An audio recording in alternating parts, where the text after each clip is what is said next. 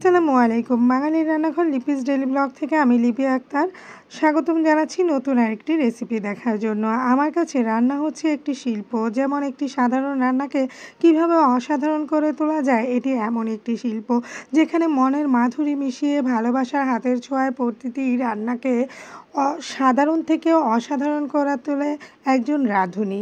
কেননা যখন সে রান্না করতে যায় তখন তার মাথায় একটা জিনিসই কাজ করে, এই রান্নাটা তার পরিবারের লোকেরা, তার প্রিয়জনেরা খাবে, সেই সাথে সাথে সে তার ভিউয়ার্সদের সাথে শেয়ার করবে। তো চলুন কথা না বাড়িয়ে বাঙালির রান্নাঘরে আজকে কী আয়োজন থাকছে তাই নিয়েই আপনাদের সাথে শেয়ার করছি। শুরুতেই দেখতে পাচ্ছেন পাত্রে দুটো ইলিশ মাছের মাথা রয়েছে। এখন এখানে আমি 1 কাপ পরিমাণ পানি দিয়ে দিলাম, আর সেই সাথে 1 টেবিল চামচের মতো রসুন বাটা, 1 টেবিল চামচের মতো পেঁয়াজ বাটা এবং 1 চামচের মতো দিয়েছি আদা বাটা, আর 1/2 চামচ হলুদ গুঁড়ো, 1/2 চামচ গরম মশলা গুঁড়ো, 1 চামচ দিয়েছি ধনিয়া গুঁড়া, 6 থেকে 7টা দিয়েছি ঝাল কাঁচামরিচ, মাঝখান থেকে একটু কেটে দিয়েছি। এবার এটাকে আমি হালকা সিদ্ধ করে নিচ্ছি। আর এটার জন্য যে মূল আরেকটা উপকরণ রয়েছে সেটা অবশ্যই আপনাদের সাথে শেয়ার করছি। এটা হচ্ছে একটা সবজি, এটা এমন একটা সবজি, এটা পছন্দ করে না এমন খুব মানুষ কম পাওয়া যাবে, তবে বাচ্চারা একটু কমই পছন্দ করে।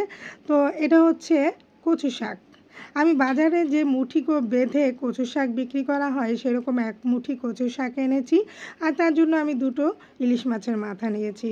কচু শাকগুলোকে খুব ভালোভাবে ধুয়ে পরিষ্কার করে তারপরে আমি পানি ঝরতে দিয়েছি। এবার আমি এই যে হালকা সেদ্ধ হয়ে আসার পরে মাথাগুলো তারপরে এখানে আমি কচু শাক দিয়ে দিব। কচু শাকে রয়েছে প্রচুর পরিমাণ পুষ্টি গুণাগুণ, যেখানে রয়েছে প্রোটিন, ফ্যাট, কার্বোহাইড্রেট, তারপরে আপনার রক্তশূন্যতার জন্য যে আমরা হিমোগ্লোবিনে যারা ভুগে থাকি তাদের জন্য মানে কচু শাক এত এত উপকারী, এটা বিশেষ করে ডাক্তাররাও যারা রক্তশূন্যতায় ভুগে তাদেরকে সাজেস্ট করে এই কচু শাক খাওয়ার জন্য।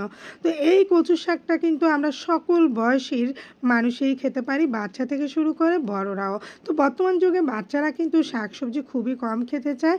আমাদের মায়েদের, আমরা যে সকল মারা আছি তাদের উচিত যে আমাদের বাচ্চাদেরকে এই কচু শাক একটু একটু করেও খাওয়ানো। কেননা একটা কচু শাকের মধ্যে রয়েছে অনেক রকমের পুষ্টি গুণাগুণ। সারাদিন প্রতিদিন আমাদের মানুষের দৈনন্দিন জীবনের যে মানব দেহের যে একটা পুষ্টির প্রয়োজন, সেই সকল পুষ্টির অধিকাংশ পুষ্টি আমরা কিন্তু এই একটা শাকের মধ্যে পেয়ে থাকি। তাহলে কেন আমরা এই শাকটা খাবো না? তো আমি আজকে যেভাবে কচু শাকটা রান্না করছি ইলিশ মাছের মাথা দিয়ে, আমার কাছে ভীষণ পছন্দ। এটা অনেকেই, আমি জানি আমাদের বাঙালির অনেকেরই পছন্দ কচু শাকের মানে ইলিশ মাছের মাথা দিয়ে। শুধু যে বাঙালি তা না, আমাদের পাশের দেশে বলেন, যে কোনো জায়গায় আমি দেখেছি অনেক ফেমাস এই কচু শাক ইলিশ মাছের মাথা দিয়ে।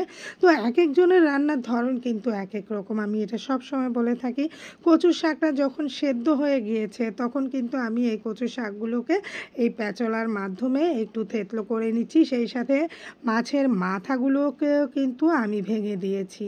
মাছের মাথাগুলো এভাবে ভেঙে দিয়ে আমি থেতলো করে নিচ্ছি। আপনারা কি একটা জিনিস খেয়াল করেছেন? আমি কিন্তু কচু শাকে এখনও লবণ ব্যবহার করিনি।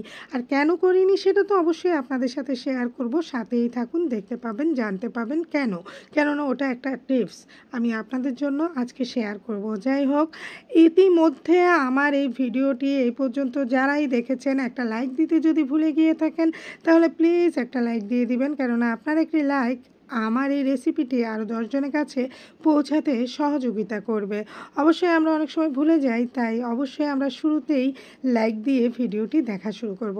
কচু শাকগুলো আমি আর একটু থেতলো করে নিচ্ছি ডাল ঘুটনির মাধ্যমে। আপনার কাছে ম্যাশার থাকলে আপনি ম্যাশার দিয়ে করতে পারেন, তবে আমি অতটা মিহি করব না।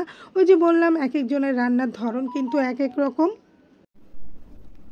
এখন এখানে আমি আরও একটি উপকরণ ব্যবহার করব, সেটা হচ্ছে আমড়া।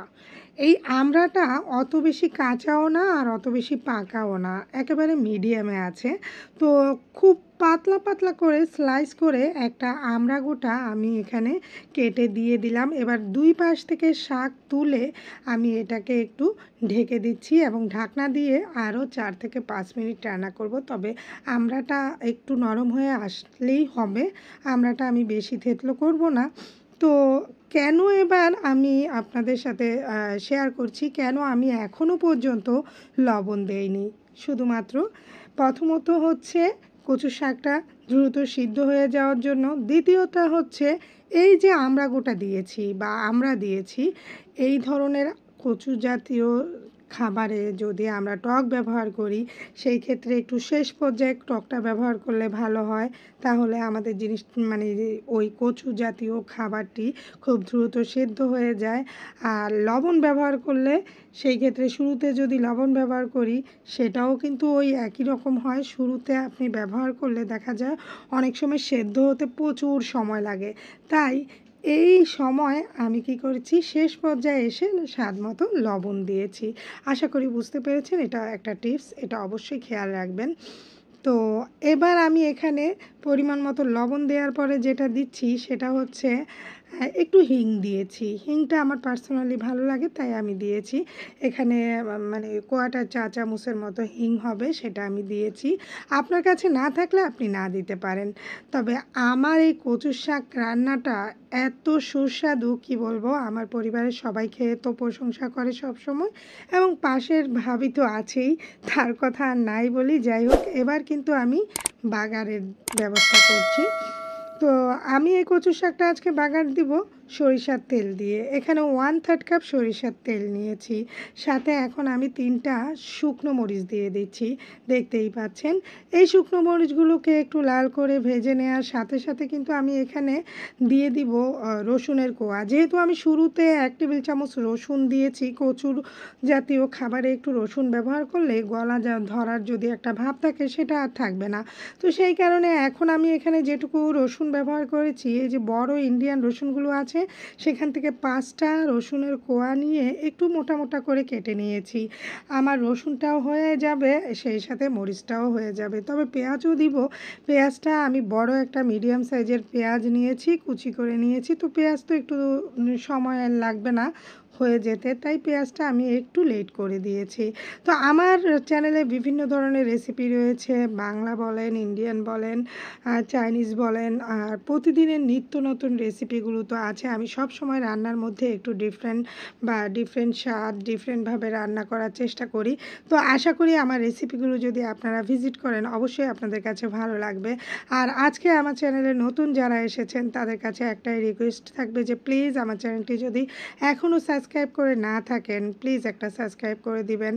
আর অবশ্যই যারা ইতিমধ্যে সাবস্ক্রাইব করেছেন তাদের জন্য অনেক অনেক ভালোবাসা, তাদেরকে অসংখ্য অসংখ্য ধন্যবাদ। আপনাদের ভালোবাসা সব সময় আমার পাশে এভাবে থাকবেন। আর আপনাদের ভালোবাসার কারণেই কিন্তু আমি নিত্য নতুন রেসিপিগুলো তৈরি করতে উৎসাহ পাই। আর অবশ্যই যেটা না বললে না, একটা গঠনমূলক কমেন্ট করবেন, কেননা আপনাদের গঠনমূলক কমেন্টগুলো আমার পড়তে ভীষণ ভালো লাগে। আর ওই গঠনমূলক কমেন্টগুলোর থেকেই কিন্তু আমি অনুপ্রেরণা পাই নতুন আরেকটি রেসিপি করার জন্য, নতুন রেসিপিতে নতুনভাবে ডিফারেন্টভাবে একটা স্বাদ নিয়ে আসার জন্য। তো এই তো আমি কিন্তু বাগার দিয়ে দিয়েছি অলরেডি, দেখতে পেয়েছেন আপনারা। তো আশা করি আমার রেসিপিটি আপনাদের কাছে আজকে ভালো লেগেছে। আমি 1 মুঠো কচু শাক নিয়েছি, সেই সাথে 2টো মাথা নিয়েছি, আর ওই পরিমাণে মশলা ব্যবহার করেছি। আপনারা যদি এর চেয়ে বেশি দেন তাহলে অবশ্যই পরিমাণটা বাড়বে, আপনারা সবাই জানেন। আই হোপ আপনাদের কাছে রেসিপিটি ভালো লেগেছে। যদি ভালো লেগে থাকে তাহলে অবশ্যই ফ্রেন্ডস ও ফ্যামিলির সাথে শেয়ার করবেন। আর অবশ্যই প্লিজ একটি গঠনমূলক কমেন্ট করবেন, কেননা আপনাদের একটি গঠনমূলক কমেন্ট আমাকে অনেকটাই অনুপ্রেরণা দেয়, নতুন আরও একটি কন্টেন্ট তৈরি করতে অনুপ্রেরণা দেয়, সাহস যোগায় এবং নিত্য নতুন রেসিপি ডিফারেন্টভাবে তৈরি করতে সহায়তা করে।